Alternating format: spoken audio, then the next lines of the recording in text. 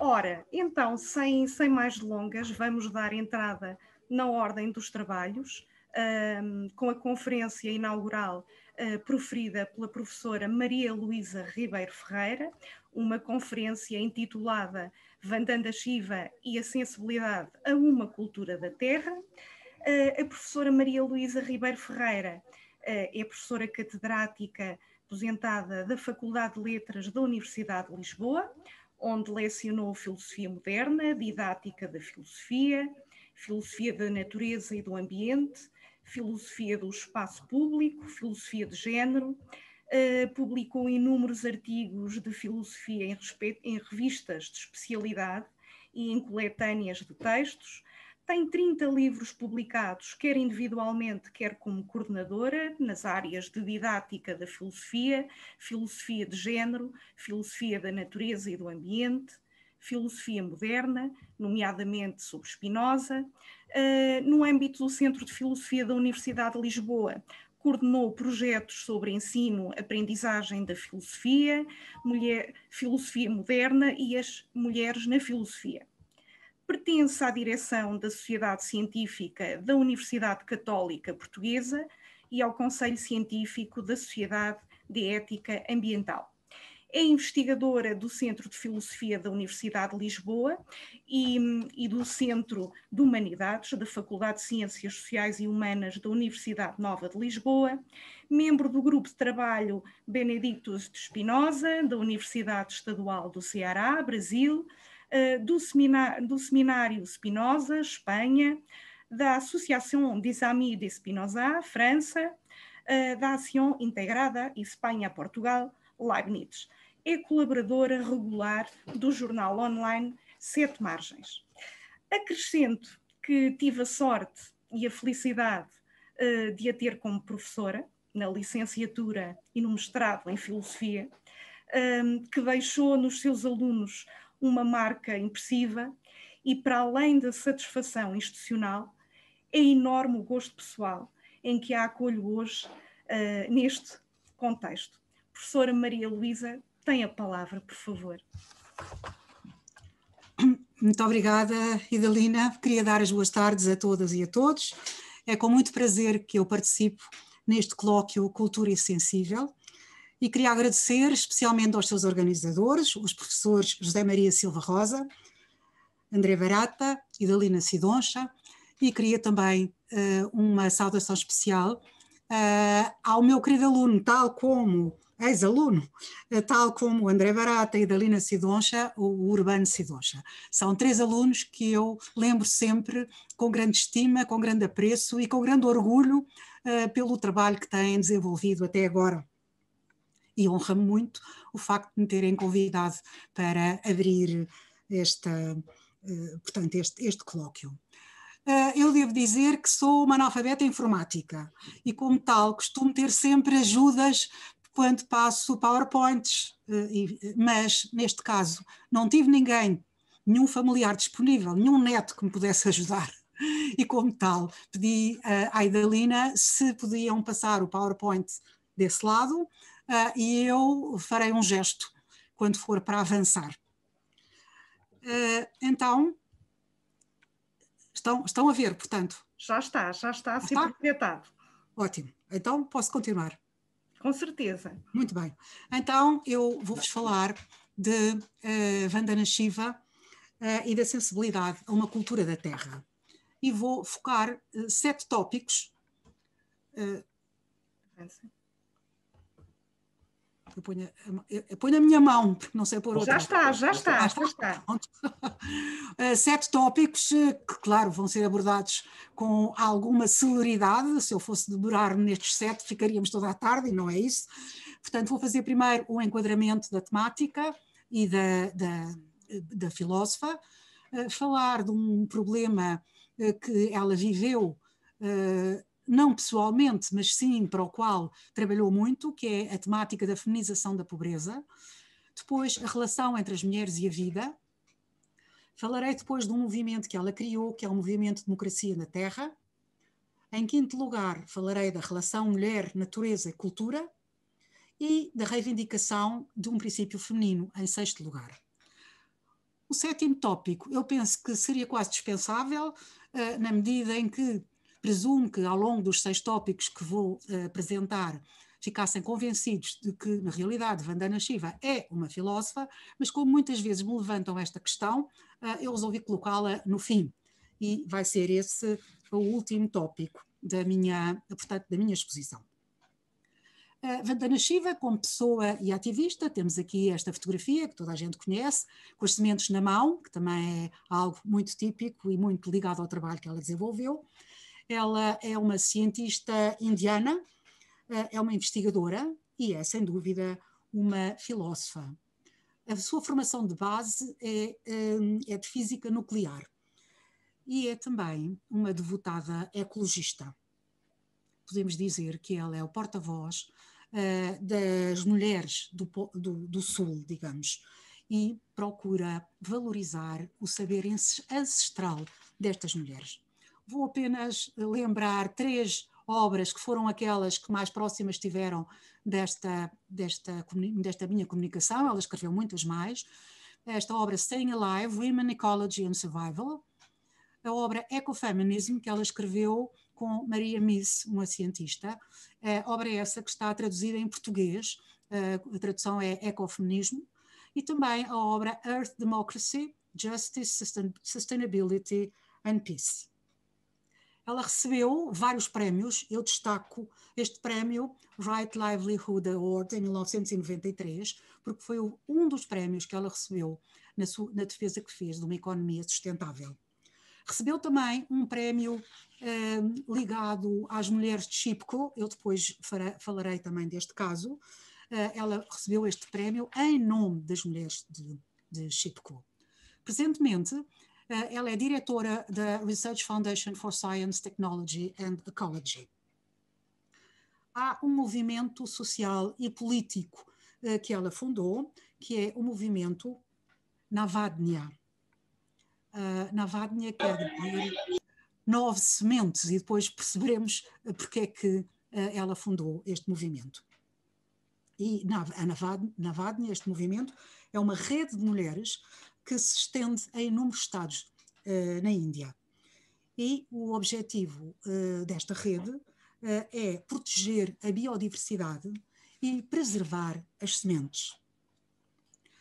Para compreender o pensamento da Vandana Shiva, nós temos que compreender o universo da Índia, nomeadamente da Índia rural, onde na década 80, dos anos 80 do século passado, se deu um fenómeno que ficou conhecido como a feminização da pobreza. O que é isto, uma feminização da pobreza? A feminização da pobreza resultou do facto de os homens, por uma questão de necessidade de arranjar trabalho, tiveram que emigrar e as mulheres ficaram com o encargo da subsistência familiar. Houve uma crise geral nestes anos, provocada pela globalização, e esta crise repercutiu-se muito fortemente na economia.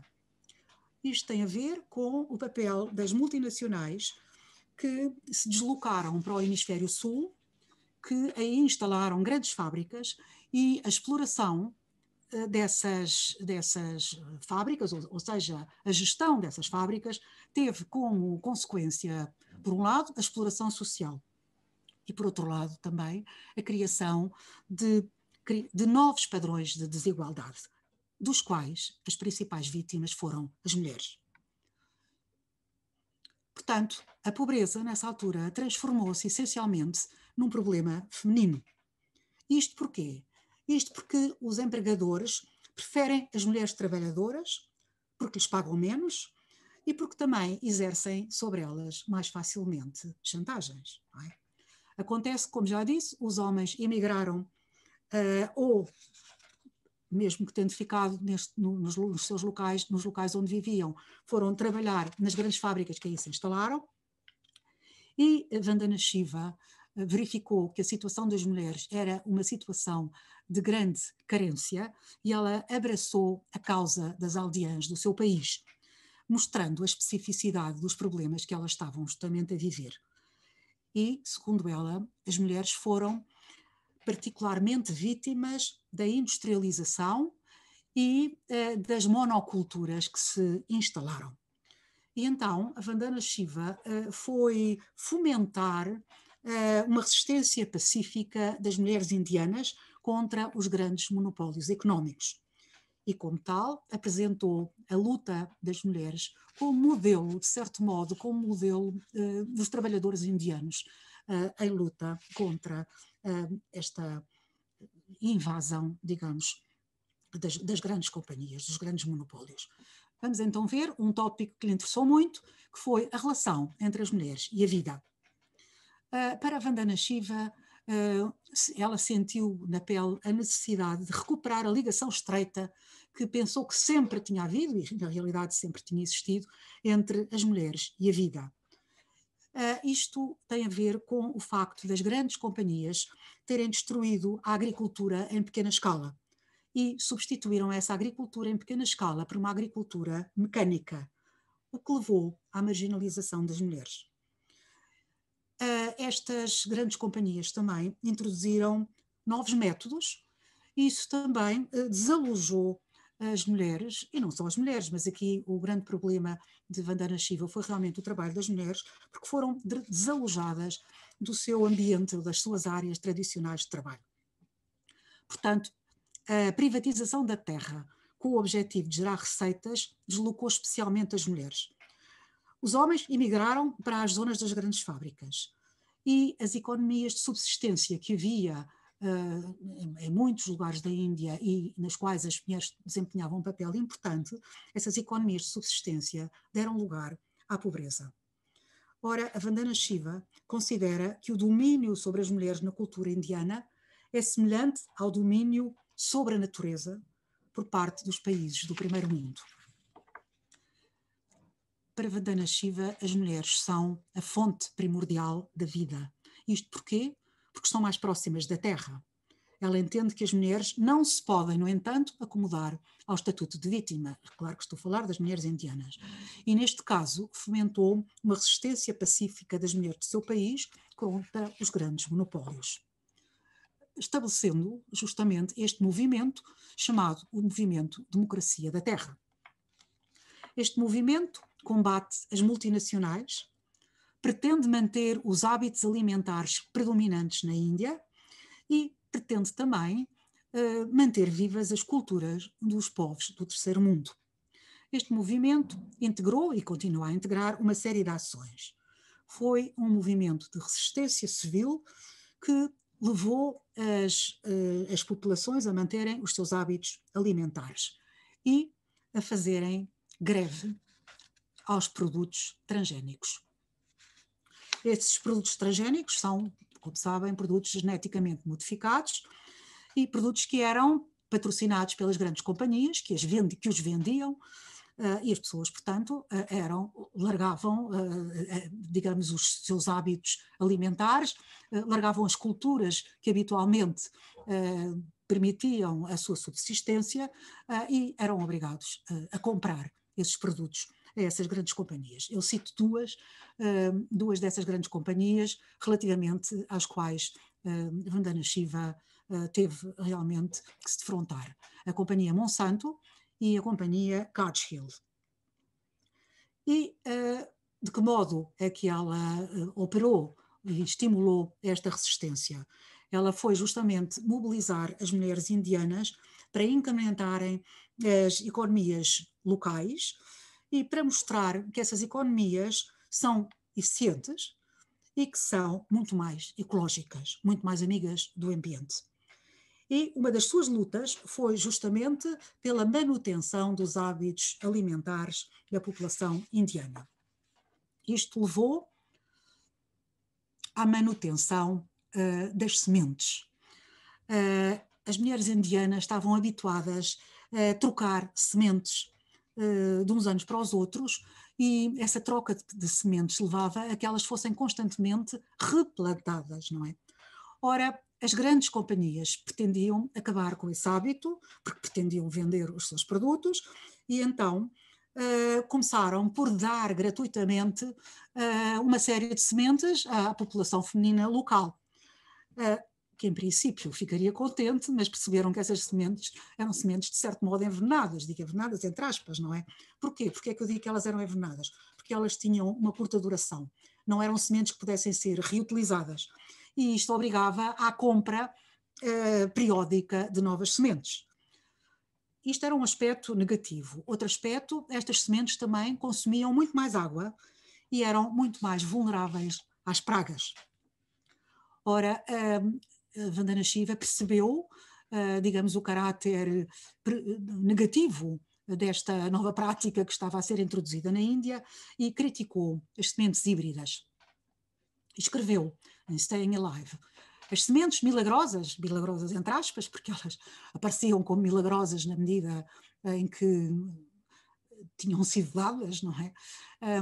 As sementes milagrosas híbridas são um milagre comercial, porque os agricultores têm que as comprar todos os anos, não se reproduzem. Os grãos nascidos de sementes híbridas não produzem sementes que dupliquem o mesmo resultado, porque os híbridos não transmitem o seu vigor à geração seguinte. Com a hibridação, as sementes já não se poderiam considerar fontes de vida vegetal e produtoras de sustento. Agora são apenas uma fonte de benefícios económicos privados. Para além das grandes quantidades de água e fertilizantes que consomem, as novas sementes são muito mais vulneráveis às pragas e às doenças. Não foi só a luta de Vandana Shiva, não foi só relativamente às ditas novas sementes. Ela também envolveu, isto não só as mulheres, mas envolveu a população indiana, muitas vezes sem grande êxito, mas fez esse esforço e em alguns casos foi conseguido, contra as fábricas de Coca-Cola e de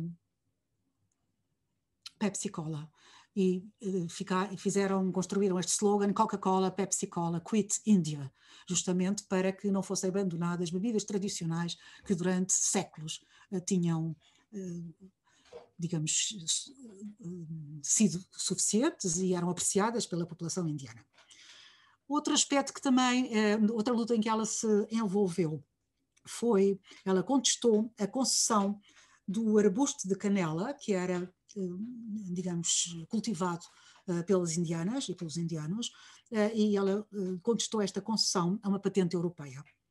E lutou, muito concretamente, contra duas companhias, que é a companhia Ricetech, aliás, contra esta companhia Ricetech, que se apropriou do arroz basmati, que era um arroz indiano, e do qual a companhia Ricetech quis fazer negócio com ele e tornar-se ela a exclusiva difusora e cultivadora deste arroz.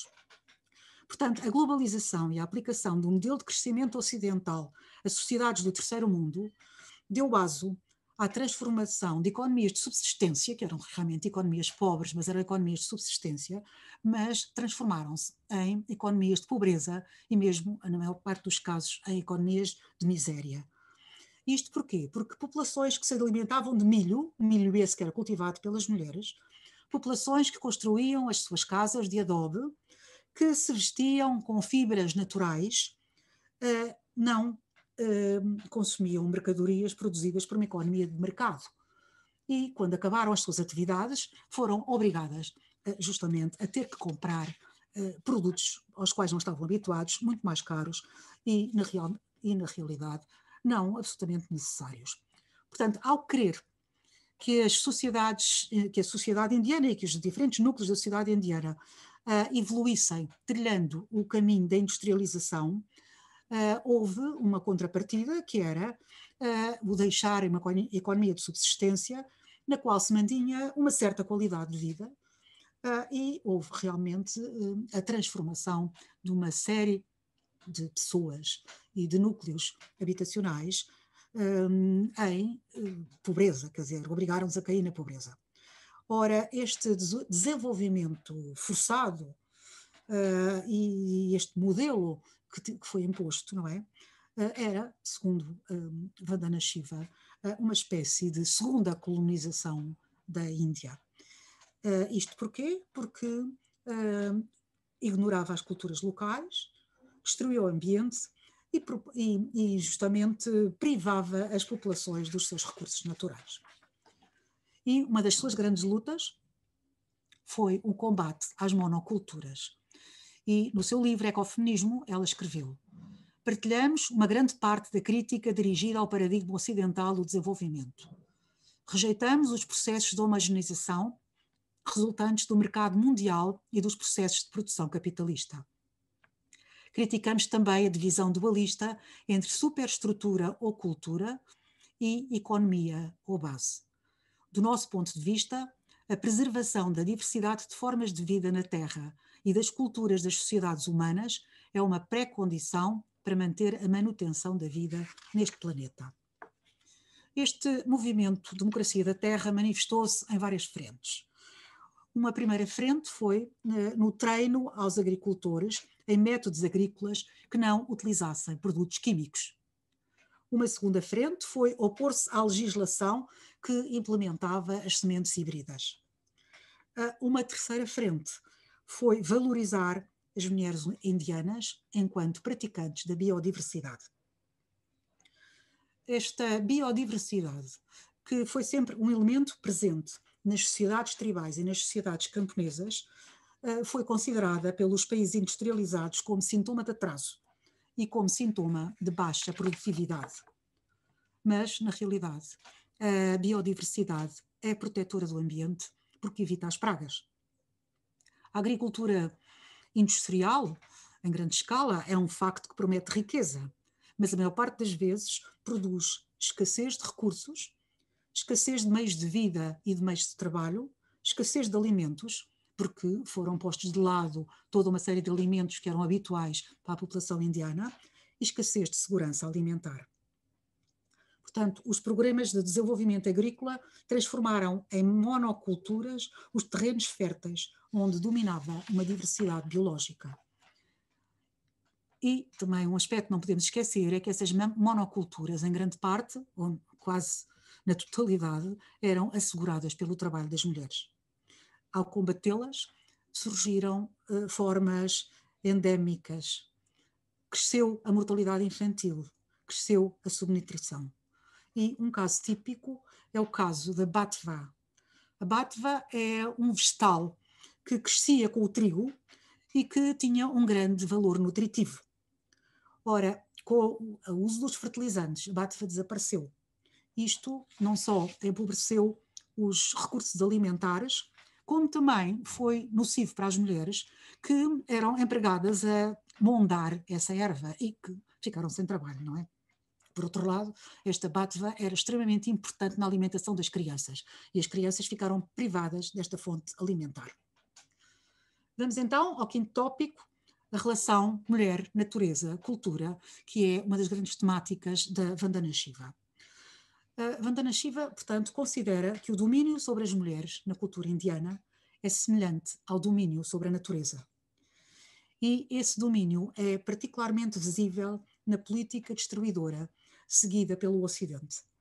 Vandana Shiva sustenta que as mulheres não podem acomodar-se ao seu estatuto de vítimas. Ela não queria que as mulheres ficassem inertes, resignadas e aceitando este estatuto de vítimas que tiveram face a poderes que elas não conseguiam combater nem controlar.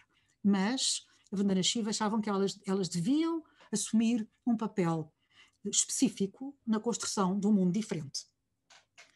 E, na realidade, a destruição das florestas, das culturas, etc., afetou mais as mulheres do terceiro mundo porque dependiam da natureza para dar apoio às suas famílias. As mulheres, portanto, foram as maiores vítimas, foram as mais prejudicadas. E Vandana Shiva não pretendeu cultivar uma vitimização.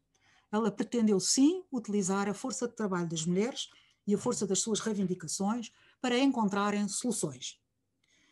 E realmente esta sua ação teve um papel importantíssimo na oposição à construção de barragens, na oposição à construção de centrais nucleares, da oposição, digamos, ao despejo de lixos tóxicos e ao abate das árvores. E é justamente relativamente a este abate das árvores que eu gostava de mostrar esta fotografia que tem a ver com uma luta muito concreta das mulheres de Chipko, que é uma zona dos Himalaias, quando foram surpreendidas com a notícia que as árvores da localidade onde elas moravam e de cujos produtos das árvores se alimentavam e que eram extremamente importantes, não só para a paisagem, já não falo do valor estético, mas sim para a sua alimentação, iam ser derrubadas, as árvores iam ser derrubadas para aí se instalarem grandes fábricas.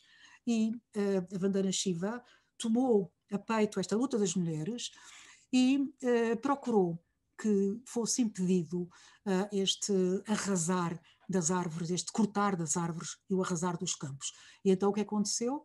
No dia em que os bulldozers se preparavam para fazer essa ação de transformar em campo raso uma floresta, grupos de mulheres e crianças abraçaram-se às árvores e não saíam daí e não houve realmente coragem para atacar as árvores, porque necessariamente atacariam as mulheres. Portanto, a originalidade de Vandana Shiva relativamente a outros movimentos feministas, que não este, das mulheres indianas, foi justamente mostrar o potencial revolucionário das mulheres e também, simultaneamente, defender a maior proximidade das mulheres com a natureza.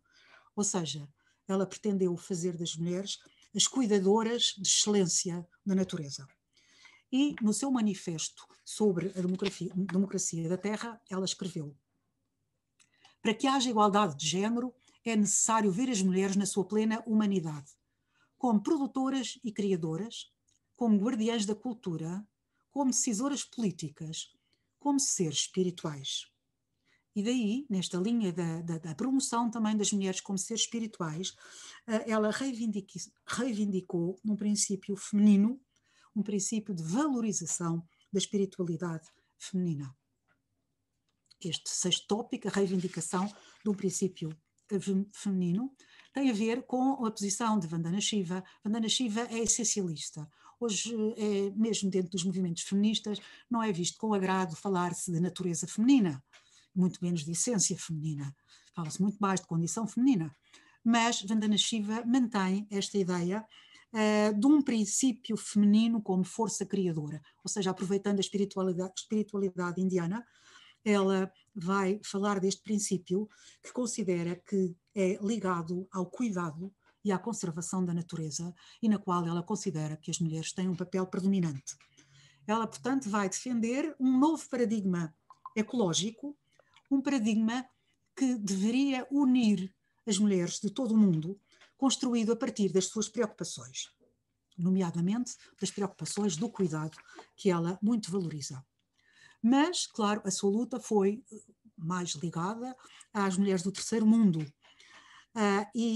Ela considera que essas mulheres do terceiro mundo estão muito ligadas ao conceito sagrado da vida e vai aproveitar um princípio sagrado indiano, o Prakriti, que é um princípio feminino que é entendido como estando na origem da criação. E escreve sobre as mulheres indianas. As mulheres indianas têm estado na vanguarda das lutas para conservar as florestas, as terras e as águas.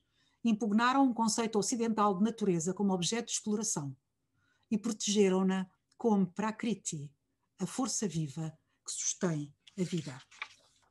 Shiva desenvolve a ideia, portanto, de uma espiritualidade feminina e venera o princípio feminino que reside na natureza. E vai redescobrir ou vai querer redescobrir o Oriente a partir desse princípio como fonte de espiritualidade. Portanto, ela vai retomar um conceito que é o conceito de terra-mãe para celebrar a sacralidade da terra. E como tal, vai defender que a terra não é só um fator de produção, mas é também a alma dos povos. A maioria dos povos do terceiro mundo não entende a terra como uma propriedade privada. A terra, para as culturas indianas, era vista como a mãe Índia. E Vandana Shiva vai defender este princípio simbólico da mãe Índia e vai colocar este princípio da mãe Índia contra uma Índia militarizada, contra um Estado militarizado que ela considera em que a Índia se estava a transformar. E, portanto, os conflitos étnicos e religiosos que nós vimos incrementar-se no finais do século XX e princípios do século XXI estão ligados ao desenraizamento cultural e ecológico que privaram as populações da sua identidade própria.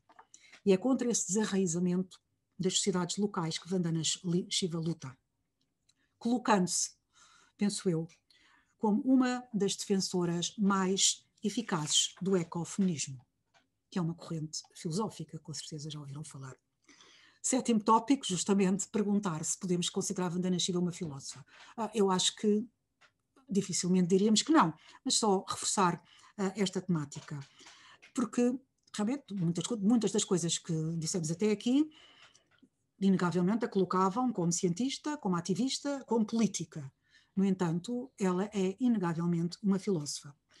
E para demonstrar aquilo que me parece facilmente demonstrável, eu servi-me de um texto de Deleuze, quando ele fala do que é filosofia, para reforçar esta ideia, quanto a mim pacífica, mas às vezes não tanto, para toda a gente, de que a Vandana Shiva não é só política, não é só uma ativista política, ela é realmente uma filósofa ecofeminista, sem dúvida, aí sem dúvida.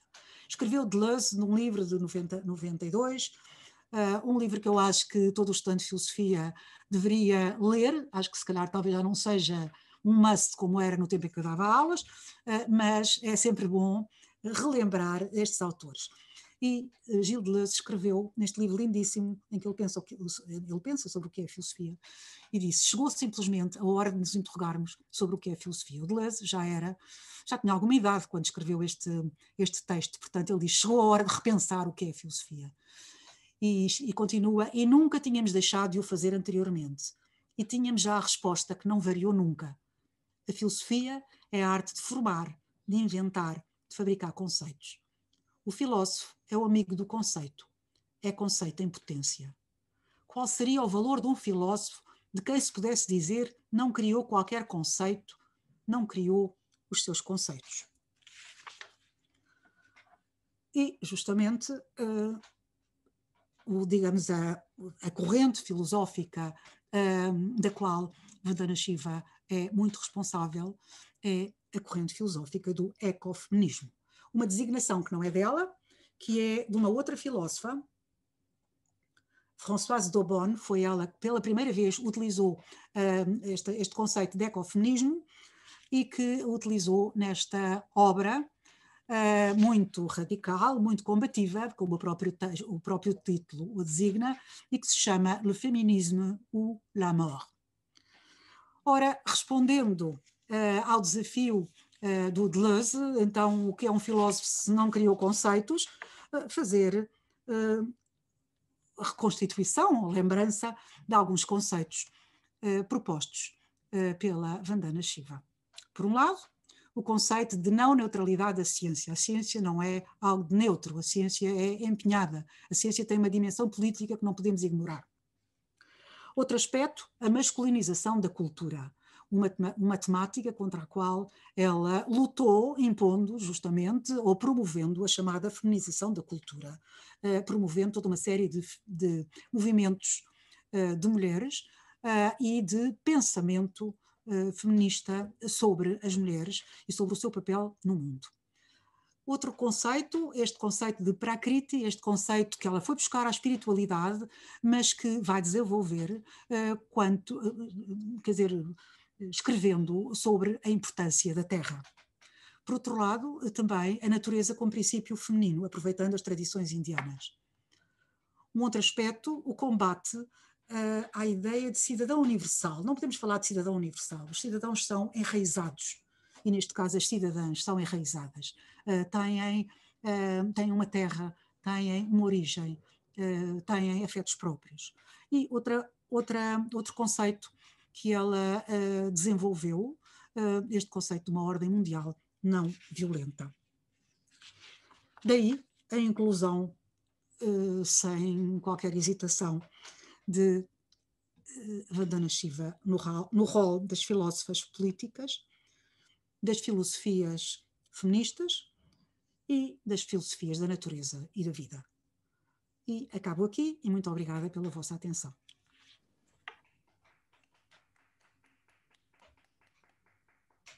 Muito obrigada, professora Maria Luísa. Não sei se Já liguei, já está ligado o microfone. Não sei se algum aluno, algum investigador tem alguma questão, algum comentário.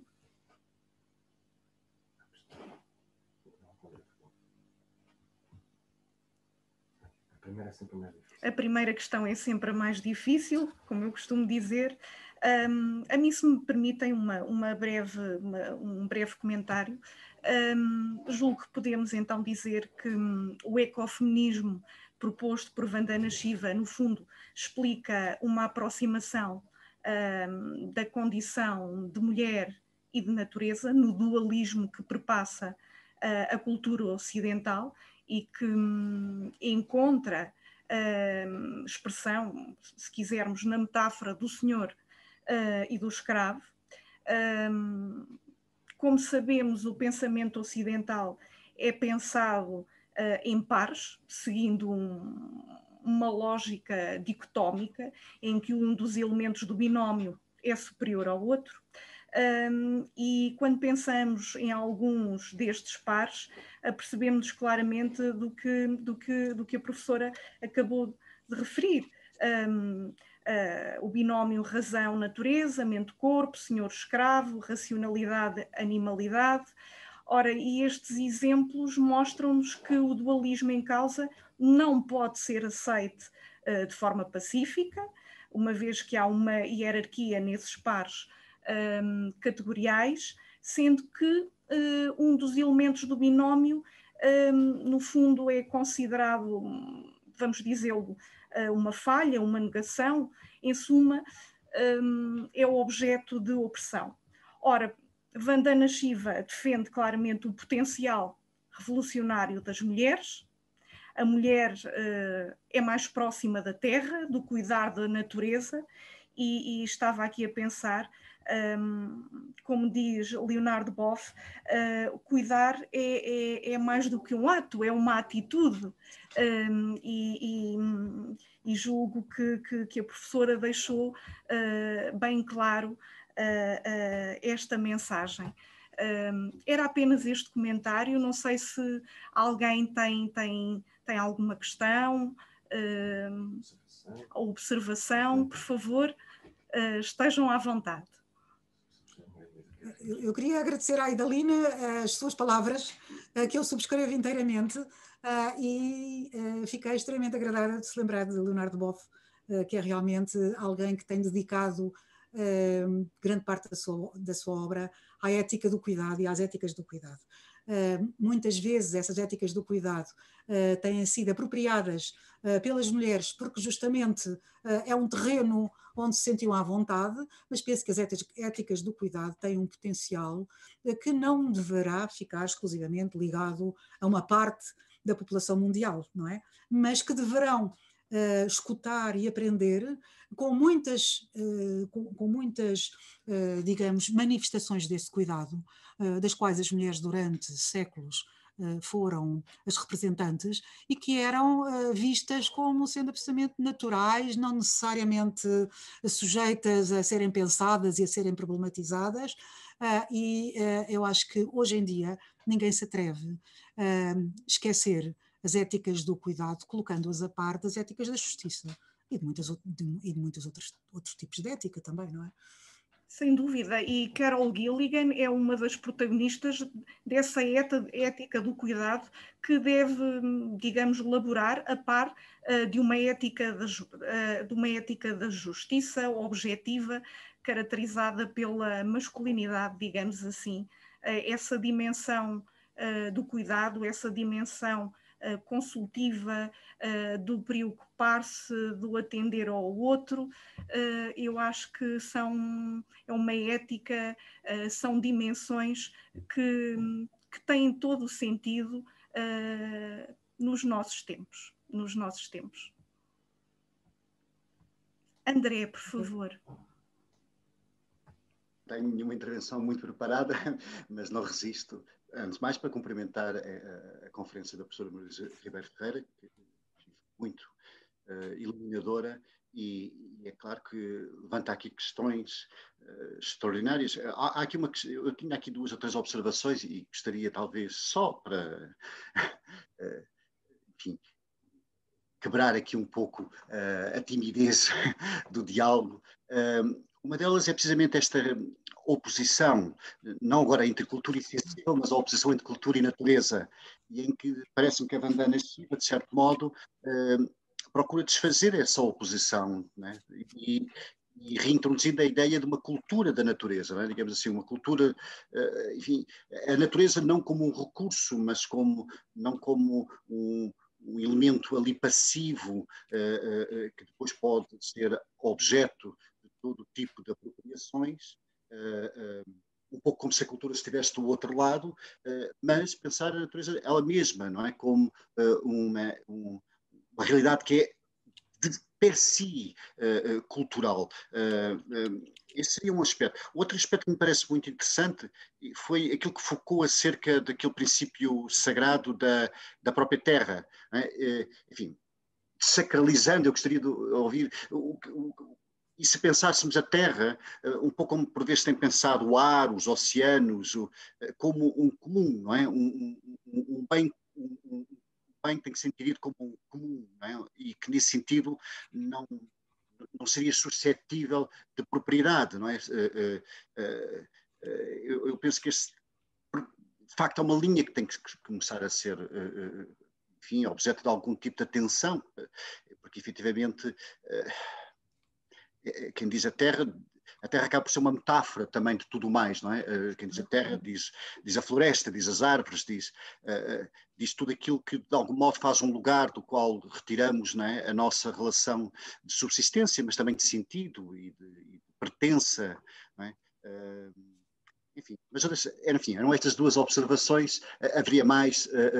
Claro que há a questão do essencialismo, não é? Versus a condição, enfim, é um aspecto, enfim, eu percebo, porque no caso da Vandana Shiva há toda uma filiação também espiritual, não é? Enfim, eu como sartriano que sou, não é? Subscrevo a ideia da condição, mas eu acho que no essencial isso não diminui o poder transformador e questionador que traz de maneira nenhuma o pensamento da Vandana Shiva, mas enfim, eram só observações para um diálogo, mas agradecer muito, foi muito iluminador. Foi de tal maneira iluminador que eu estava com os fones e tirei os fones para ouvir também. Obrigada, André. Olha, é tão agradável ouvir as vossas vozes. Eu a voz do André nunca mais esqueci, como tem uma dicção específica, realmente. É o André, pois é. Eu começava por a última coisa que disse, e que talvez esteja mais de acordo consigo do que com a Vandana Shiva, ou seja, eu também não utilizo o conceito de natureza feminina. Eu penso que o conceito de condição é algo muito mais dinâmico, não é? A ideia de uma essência feminina dá a ideia que a essência se paralisa, que a essência foi escrita de uma vez e que não pode ser retomada, e como tal, acho que o termo condição é muito mais apropriado a tudo aquilo que se espera de um pensamento feminino, não é? Claro que eu percebo esta entrada da Vandana Shiva, que aliás penso que não é artificial, ela pensa desta maneira, mas que tem muito a ver com a relação com uma espiritualidade indiana e com a possibilidade também de captar pessoas para a sua ação, para a sua obra, etc. Não é? A Terra é um comum, como disse, eu acho que é interessante, a Terra é um bem comum, claro, é um bem comum que nós todos temos que respeitar e que também temos que valorizar esteticamente. Nós, quer dizer, desprezamos tanto a paisagem, quer dizer, é um facto que gostamos muito de ver coisas bonitas, etc., mas sacrificamos sempre a beleza a um critério de eficiência, a um critério de utilizar a terra para aquilo que traz que é mais rentável, e tudo isso também se aprende. E nesse aspecto aprendemos muito com a Vandana Shiva, que explicou às mulheres que se calhar até nem seriam tão sensíveis, as mulheres indianas eram mais sensíveis, digamos, àquilo que não podiam, ao alimento habitual que não podiam tirar da terra, e não propriamente ao aspecto estético também, e Vandana Shiva também as motivou para isso. E motivou-as para muitas coisas, porque eu, claro, não podia estar aqui a desenvolver isso, mas ela estabeleceu toda uma série de atividades, de negócios, digamos, promovidas por mulheres, para que elas pudessem assegurar a sua autonomia e a sua subsistência. E aí essa ação também não podemos esquecer, não é? Relativamente à oposição cultura-natureza, eu acho que a natureza é uma fonte de cultura, não é? Como tal, elas têm que ser sempre colocadas em diálogo e numa interação.